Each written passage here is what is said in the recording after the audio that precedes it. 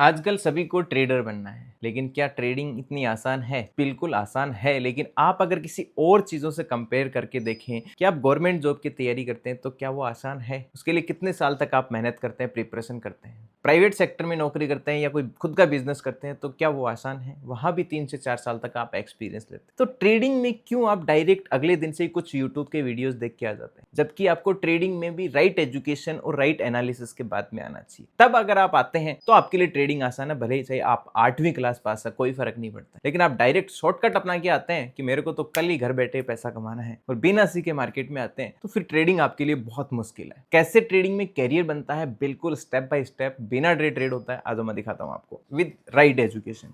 ये भैया हैं, इनका आप देखेंगे, इन्होंने दिसंबर में क्लासेस ज्वाइन किया। क्लासेस ज्वाइन करने के बाद में इन्होंने ट्रेडिंग करना शुरू किया। ये जो लिख लिख के मेहनत होती है, डेटा एनालिसिस होता है, यहाँ पर देखो बहुत अच्छे से मेहनत किया है। डेटा एनालिसिस होता है, इससे होती है ट्रेडिंग। फिर बिना डे आप ट्रेड करते हैं।